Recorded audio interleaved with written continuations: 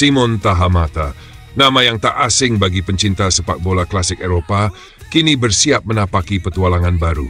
Bukan di Amsterdam, tapi di tanah leluhurnya, Indonesia. Bukan sebagai direktur teknik seperti yang sempat ramai dibicarakan, tapi sebagai kepala pemandu bakat untuk timnas Garuda.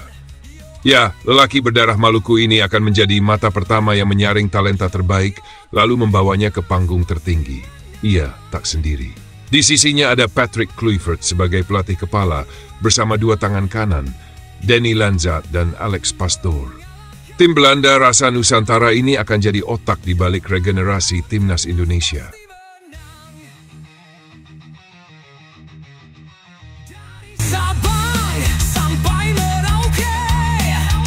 Football Primeur, media asal Belanda, menyebut bahwa Tahamata awalnya punya harapan untuk pulang ke Ajax, klub yang dulu membesarkan namanya. Ia sempat menanti kesempatan menjadi pelatih atau direktur teknik. Bahkan sejumlah klub Eredivisie juga dikabarkan meliriknya. Tapi takdir punya arah lain. PSSI datang membawa tawaran, bukan sekadar pekerjaan, tapi juga kesempatan untuk menebus rindu pada akar yang lama ditinggalkan.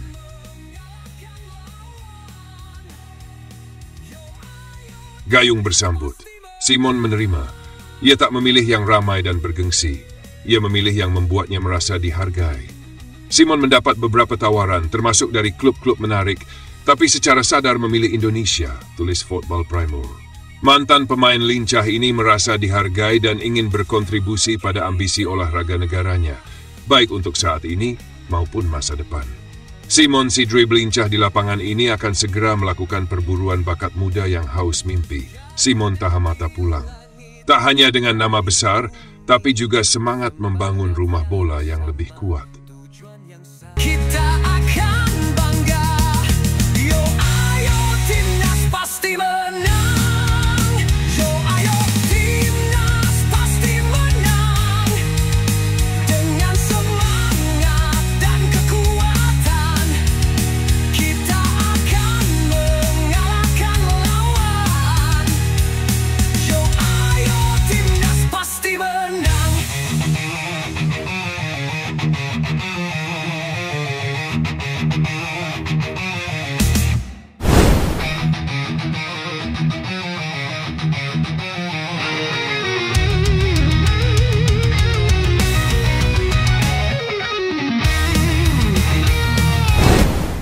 Hilgers jadi sasaran tembak di Belanda. Kenneth Perez, mantan pemain Ajax, dan Twente yang sekarang rutin nongol sebagai analis ESPN, langsung nyeletuk pedas setelah lihat performa Hilgers lawan Ajax pekan lalu. Saya nggak ngerti apa yang terjadi sama Hilgers sejak gabung timnas Indonesia. Apa dia pikir udah jadi bintang dunia? Katanya dengan nada yang, ya, setajam sundulan di tiang dekat. Lanjut Perez, jadi back itu nggak dilarang mikir. Mau nunjukin fisik? Boleh, tapi tahu waktu dong. Hilgers ini benar-benar sudah keluar rel. Dan emang nggak bisa dipungkiri, di pertandingan itu Hilgers kurang perform. Terlambat nutup ruang, kalah duel lawan pemain Ajax, dan bikin pelanggaran yang berujung gol lewat tendangan bebas. Dari Sabang sampai Merauke, kita bersatu, satu tujuan. Membela merah putih, membela. Kritikan Perez ini yang lebih bikin kening berkerut. Katanya, sejak memutuskan bela timnas Garuda, kualitasnya malah dinilai menurun. Entah karena tekanan, ekspektasi, atau lagi homesick sama suasana Belanda. Yang jelas, isu-isu kayak gini selalu muncul jelang bela Garuda. Di akhir laga, Hilgers bahkan harus ditarik keluar karena masalah hamstring. Tapi tetap aja, satu pertandingan buruk langsung jadi bahan diskusi nasional dan internasional. Harusnya sih jadi bahan evaluasi juga. Emang kritik Kenneth Perez kelewat pedas. Dan kalian tahu sendiri, netizen plus 62 itu gimana reaksinya setelah tahu ini. Jelas tak berlama-lama akun Instagramnya Perez diserbu netizen Indonesia. Di bumi, semangat yang sama, tujuan yang satu. Kita akan menang, kita akan bangga. Yo ayo timnas pasti menang. Yo ayo timnas pasti menang. Dengan semangat dan kekuatan, kita akan mengalahkan lawan. Yo ayo timnas pasti menang.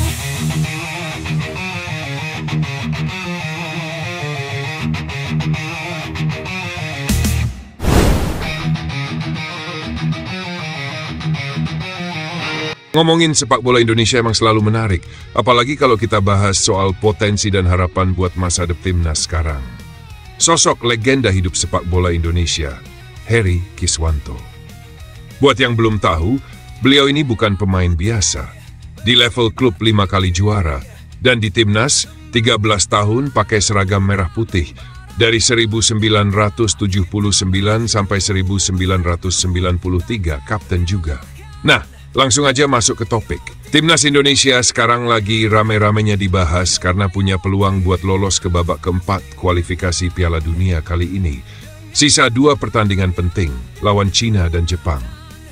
Lewat kanal YouTube Bicara Bola by Akmal, beliau optimis. Katanya peluang masih ada, apalagi kalau bisa menang lawan Cina. Itu pertandingan penting banget, karena kalau menang kita bisa masuk babak keempat.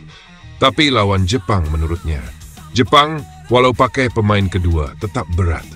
Justru pemain lapis 2 mereka bakal ngotot, karena pengen buktiin diri biar jadi pilihan utama. Intinya lawan Cina itu kunci. Mainnya juga malam takbiran, jadi kalau bisa menang, pulang-pulang bisa takbiran sambil merayakan.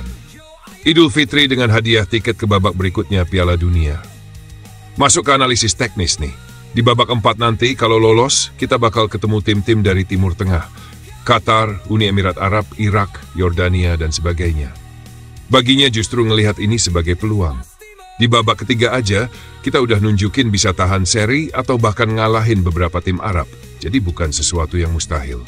Tapi semuanya balik lagi. Harus menang lawan Cina dulu.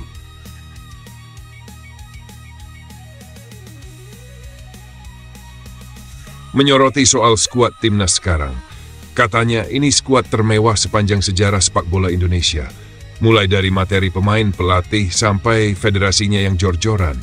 Harusnya para pemain sadar ini momen langka. Kapan lagi? Jangan sia-siain. Nama-nama kayak Patrick Kluivert di kursi pelatih udah jadi simbol keseriusan. Lalu soal absennya 2 pemain penting, kiper utama Martin Paes dan Marcelino Ferdinand. Martin mungkin bisa diganti Emil Audero, kelasnya sama. Tapi Marcelino, ini pekerjaan besar. Pemain muda, energik, unpredictable, dan punya insting gol yang bagus. Nah, siapa yang cocok gantiin Marcelino?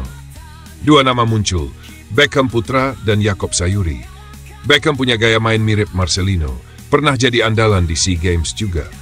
Sedangkan Yaakob sekarang malah jadi striker di klubnya, punya kecepatan dan daya kejut. Keduanya layak dicoba. Patrick Kluivert perlu berani eksplorasi opsi. Menariknya lagi bahwa kombinasi pemain lokal dan diaspora bikin mental pemain lokal ikut naik.